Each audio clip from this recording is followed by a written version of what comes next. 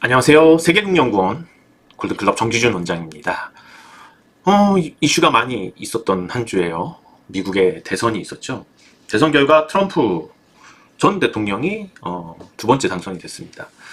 이제 2기 대통령인데 여론조사를 보니까는 한국 국민의 70% 이상이 트럼프가 됐을 때 한국에 불리하다라고 답을 한 것 같아요.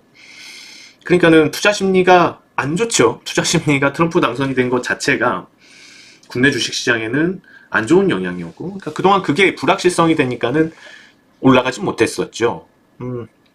이거는 사실상 지수, 코스피 지수 보시는데요.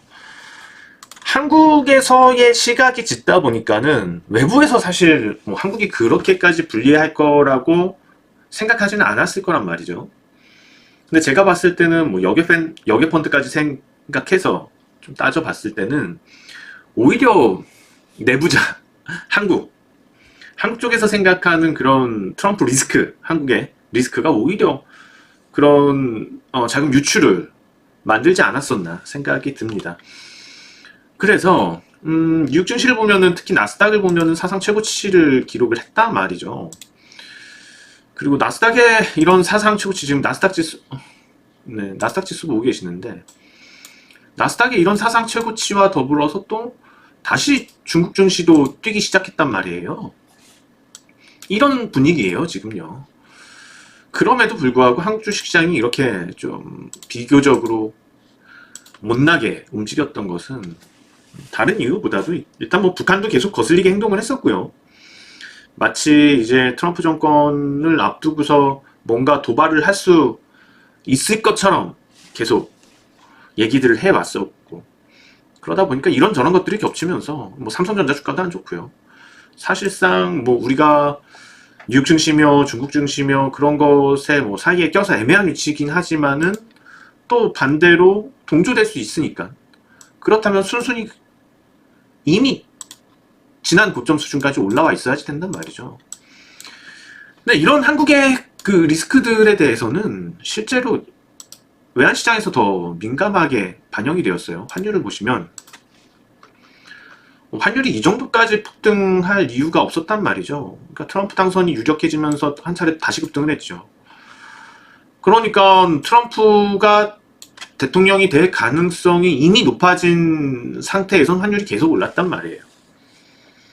그러니까 한국이 특별히 어떤 위험성을 가지고 있거나 경제에 대한 전망이 특별히 안 좋거나 그런 것보다는, 그러니까 국내에서의 우려들이 오히려 그냥 우리 국민들, 그러니까 한국의 애널리스트들이 가지고 있는 우려들이 오히려 글로벌 금융시장으로 확산되는 상황이었다는 것을 이 환율을 보면은 좀 더 우리가 알 수 있을 것 같습니다. 그러니까 환율 대책도 나온 거죠. 그랬었는데 결국에는 트럼프가 당선되면서 불확실성이 확실히 제거가 된 거잖아요. 불확실성이 이렇게 제거가 되니까는 환율도 안정을 찾은 겁니다. 그래서 오늘 뭐 삼성전자가 떨어졌어요. 문제는 삼성전자가 주가가 떨어졌다는 것이 저는 오늘 시장이 안 좋았던 것에 영향이지 않았나 생각이 들고요. 왼수 같죠? 좀 이제 삼성전자가 그쵸? 오늘 지수가 꽤 잘 오를 수도 있었어요. 괜찮게 지수 흐름이 만들어질 수도 있었는데, 오늘 지수가 오르지 못했던 건, 코스피가 오르지 못했던 건 저는 삼성전자가 안 올라서 그렇다고 보입니다. LG에너지솔루션도 뭐 3% 넘게 올랐고요. 그리고 무엇보다도 제가 좀 중요하게 보는 종목, 여러분들 다들 아시겠지만 제가 하이닉스를 중요하게 보잖아요. 다행스러운 건 하이닉스는 오늘도 올랐다는 겁니다. 하이닉스 주가는 좋아요. 그러니까 반도체 수출과 관련돼서 어떤 제약이 있을 것 같다는 우려, 그런 우려가 있지만 그 대신에 AI에 대한 성장성은 오히려 그 리스크보다 강하다는 것을 그대로 보여주지 않았나 생각이 들어요. 저는 뭐 삼성전자랑 지수는 무시해서 봐도 될 것 같고요. 삼성전자하고 지수는 좀 무시하자고요, 진짜. 그 다음에 하이닉스하고 우리가 좀 눈여겨볼 것은, 제가 지수 대신에 뭘로 보자 그랬죠? 주식시장 볼 때? 열심히 시청해주신 분들은 기억하실 거예요. 주제로도 있을 텐데. 현대중공업 보자 그랬죠? HD 현대중공업을 보자. 지수 대신에. 그런 얘기를 드렸어요.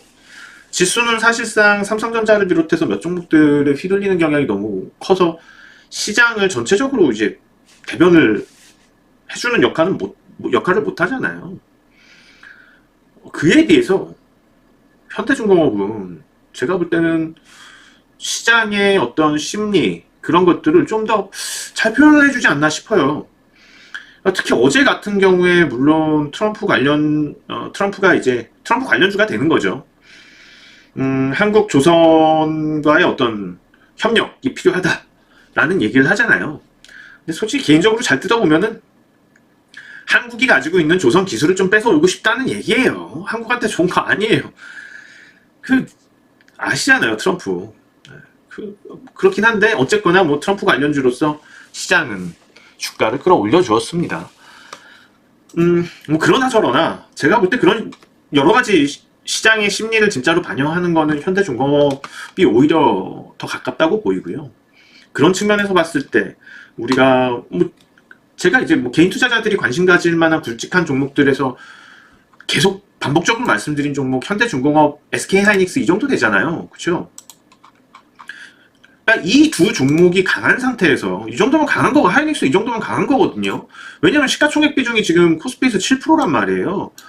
그런데 삼성전자가 이렇게 죽을 쓰고 있는데 SK하이닉스가 이 정도라면 실제로 지수 영향을 받지 않았다면 하이닉스 주가는 이미 레벨 한 단계 위에 올라와 있어야지 맞아요. 해소가 되겠죠. 그러면은 만약에 한국 증시가 아니고 다른 나라 증시에 상장되어 있다면 벌써 26만 원 가고 있겠어요. 하이닉스는요. 시간을 두고 반영을 하겠죠. 포트폴리오에 대한 어떤 리밸런싱도 필요할 거고 트럼프가 됐으니까 한국 주식시장에 대한. 그리고 벌써 내년 2월 MSCI며 글로벌 주요 지수에 새로 편입될 종목들 아니면 빠져야 될 종목들에 대한 얘기들이 나오고 있거든요. 그런 것도 좀 주목을 해봐야지 될 겁니다. 자, 우선 뭐 코스피는 여기까지였고요. 코스닥은 그동안 너무 많이 떨어졌어서 그런지 오늘 코스닥은 좋았어요. 웬일로?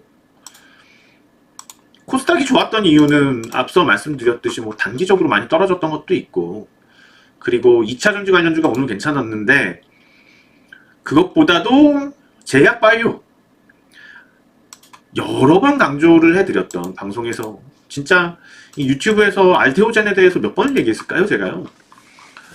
아마 한 1년 동안 올해 1년 동안 알테오젠 단어 이 키워드로 제 방송을 검색을 하면은 진짜 뭐 수백 번 나올 것 같아요. 그만큼 강조를 했던 알테오젠이 일본 제약사의 라이센스 아웃 성공하면서 지금 오늘 15%나 급등했어요. 오늘 이렇게 15% 급등하니까는 시가총액 2위인 에코프로비엠하고 격차를 확 벌렸죠. 지금. 그래서 월등하게 시가총액이 지금 높습니다. 다른 제약 바이오주에 비해서도 높아요. HLB가 4위거든요. 시가총액 비중. 그것보다 거의 4배가 높아요. 대단하죠. 더 오를 것 같아요. 뭐 재료 나와서 한번 수급 붙으면서 단기적으로 한번 더 오를 것 같고요. 이런 식으로. 그리고 조정을 보이고도 또 갈 것 같고요. 큰 조정 한번 올 거예요. 그리고 나면은 좀 무서울 정도로 큰 조정이 한번 오고 나서 한 차례 더 가고 끝나지 않을까 싶습니다. 그렇다면은 70만원 선까지도 보는 게 맞을 것 같아요. 알테오젠에 대해서는요. 최대. 이거는 70만원은 옵션이죠. 사실. 우리가 50만원에서 70만원권에서는 어느 정도 버블에 대한 생각을 해야지 되는 거고 거기서부터는 우리가 더 먹던 덜 먹던 간에 중간 어느 구간에서든 떨어지기 시작해도 이거는 뭐 누가 지나치다고 얘기할 사람은 없단 말이에요. 그러면은 조심해야죠. 이제 무조건 고만 외칠 건 아니죠. 그 수준이 되면. 그래서 뭐 전략을 잘 짜본다면요. 다이렉트로 그냥 쭉 갈 수도 있고 쉬었다 갈 수도 있잖아요. 그것도 모르잖아요. 50만원권을 한번 쑥 넘어가는 순간에 물량 정리 좀 하고요. 어느 정도 물량 정리를 하고 이유 없이 막 후두둑 떨어질 때가 있을 겁니다. 그때 너무 이제 추세에서 멀지 않은 선에서 저가 매수했다가 그 이후에 또 추가 라이센스 아웃에 대한 얘기들이 나올 거고 그런 시기가 됐을 때 뭐 자유매도지만 좀 다 정리해버린 게 어떨지 그때는 나올 게 다 나왔으니까 그러면 지금부터는 그것도 준비를 해야 돼. 우리가 1년 동안 알테오젠이라는 종목을 통해서 수익을 사실 많이 냈잖아요. 뭐 저희 골든클럽이며 골든클럽에서 하는 다른 서비스들이며 우리 사카파카TV 골든클럽 시청자 여러분들이며 올해 아마도 가장 비중 높게 담았던 종목이 알테오젠이 아닐까 싶어요. 그렇게 많이 추천드리고 얘기를 드렸었으니까. 그러면 우리가 이거 평단가만 따지더라도 한 요 정도 될 거잖아요. 평단가를 따지자면 한 20만원 될 거잖아요. 그럼 지금이면은 평단가로도 100% 넘는 수익이 나오니까 이제는 그러면은 또 차기 종목을 찾아야 되겠죠. 슬슬. 그렇게 가는 게 맞아요. 종목들 너무 많이 보지 마시고요. 이런 종목 저런 종목 다 볼 필요는 없을 것 같고요. 그래서 아마도 차기 종목들도 뭐 좋은 후보 종목들이 많아요. IT, AI 관련주들도 물론 후보에 들 수 있을 것 같아요. AI 테크. 그러니까는 좀 소프트웨어보다는 HBM과 관련된 종목들. 하이닉스가 사실 무너지지 않고 하이닉스가 좋은 분위기를 계속 이끌고 유지하는 것도 사실상은 그런 이유가 있는 거죠. 그쵸? 하이닉스가 잘 올라갈 거라고 생각을 하지만 실제로는 뭐 지난번에도 한번 소개를 드렸듯이 테크닉 같은 종목이라든지 뭐 기타 관련 종목들 많이 있잖아요. HBM 관련 종목들. HBM 생산업체가 하이닉스인 거고 HBM에 필요한 기술들, 장비들을 제공하는 회사들.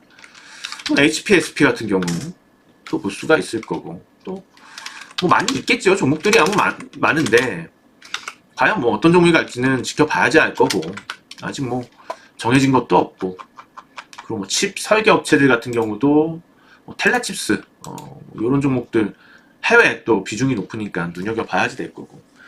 근데 중요한 거는 아직 이들 종목들이 테크인 정도가 흐름을 좀 타고 있고요.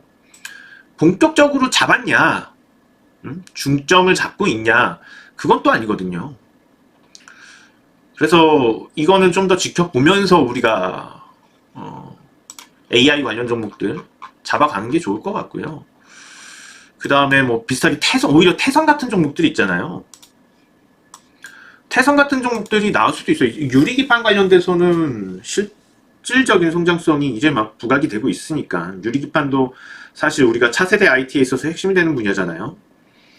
그래서 그런 걸 따진다면 태성 같은 유의 종목들도 한번 가능성이 있다고 봐요. 제2의 저런 알테오젠이 될 수 있는. 뭐 IT 쪽에서는 그렇게 보는 게 저는 그 정도로 압축해서 보면 좋을 것 같고요. 그 다음에 역시 그 제약바이오 기술력이 좀 있는 신약물질이 뭔가 우리가 알테오젠처럼 라이센스 아웃이 가능할 수 있을 법한 좀 뭔가 획기적으로 그런 쪽 종목들을 보는 게 맞겠죠. 또 이미 잘 나가고 있어요. 그런 종목들이요. 그래서 살펴보면은 일단 최근에 한올바이오파마도 추세가 참 요즘 괜찮게 나오더라고요. 추세 흐름이 슬슬슬슬. 그래서 저런 이제 뭐 라이센스 아웃만 시도하는 회사들하고는 분명히 차이는 있지요. 그렇지만은 최근에 이런 추세를 만들고 있다는 점을 본다면 바이오들 중에서 좀 가능성이 있는 종목이 아닌가. 자, 이런 뭐 자기 면역 질환 치료제 같은 뉴스 이렇게 보시면은 한번 찾아보시고요. 뉴스들. 라이센스 아웃이 이미 된 상태인 거잖아요. 요거는. 그래서 한올바이오파마도 약간 가능성은 있어 보인다. 그 다음에 종목들 중에서 보로노이. 이미 잘 나가요. 이런 종목들은요. 이미 올라가고 있어요. 이런 종목들도 저런 제2의 알테오젠이 될 수 있는 후보가 될 수 있고요. 물론 시가총액이 아직 벌써 많이 높긴 하지만 아직 더 오를 가능성이 있는 리가켄바이오도 괜찮습니다. 이거 리가켄바이오는 또 내년에 해외 지수들 MSCI 뭐 요런 주요 선진국 이머징 지수가 되겠구나. 아직 선진국 지수에 못 들어갔으니까요, 한국이. 그런 지수에 포함될 가능성이 꽤 있어요. 그렇기 때문에 선취매가 지금 진행될 수도 있고요. 이런 종목들 관심 깊게 보면 될 것 같아요. 제2의 알테오젠을 찾는 데 있어서. 그 다음에 항상 주인공 끝에 나오죠. 샤페론. 샤페론은 사실 많이 올라가지도 않은 종목이에요. 오히려. 근데 샤페론은 벌써 뉴스들 많이 나오고 있잖아요. 그쵸? 뭐 뉴스들 한번 좀 눈여겨보시고요. 요런 뉴스들이 있어요. 염증 복합체 억제제 개발 그런 얘기들도 있습니다. 네. 괜히 올랐던 건 아니고요. 변동성을 크게 갖고 갈 거예요. 이런 종목들은 또 이렇게 한번 올라가고 물량 털어내는 세력들이 있어요. 근데 이제 그런 것들에 흔들림 없이 한 뭐 2년 들고 가 보겠다. 그러면은 제2의 알테오젠 될 수도 있는 거고. 근데 오래 기다리는 거 못 참는다. 그럼 그런 투자자들한테는 사실 제2의 알테오젠 될 수는 없죠. 그냥 짧게 먹고 끝내버리는 거니까.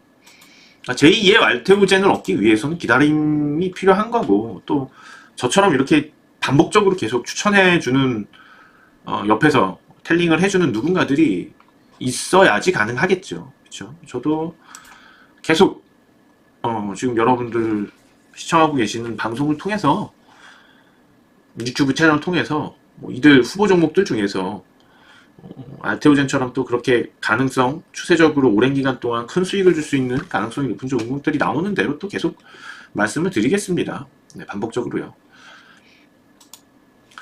자, 시장이 그래도 좀 이제 불확실성 제거하고 분위기도 올라와주고 그래서 다행인 것 같아요. 네, 저는 긍정적으로 바라보고 있습니다. 오늘 시장도 뭐 지수야 빠졌지만은 내용 면에서 전혀 뭐 나쁘다고 생각을 하지 않거든요. 그래서 여러분들도 좀 자신감 많이 가지시고요. 베팅할 종목 많이 있으니까 꼭 구태여 해외 주식 안 봐도 한국 주식 시장에서 오히려 수급 몰리는 종목들은 알테오젠처럼 그렇게 진득하게 수백 프로 수익률을 그렇게 오랜 기간이 아니지만 준단 말이에요. 그래서 종목들을 잘 찾고 또 진득하게 잘 버티고 좋은 종목들에 대해서 그게 필요한 시기다 라고 말씀드리면서 오늘 방송 마칩니다. 다음 주에 뵙겠습니다. 정기준 원장이었습니다. 고맙습니다.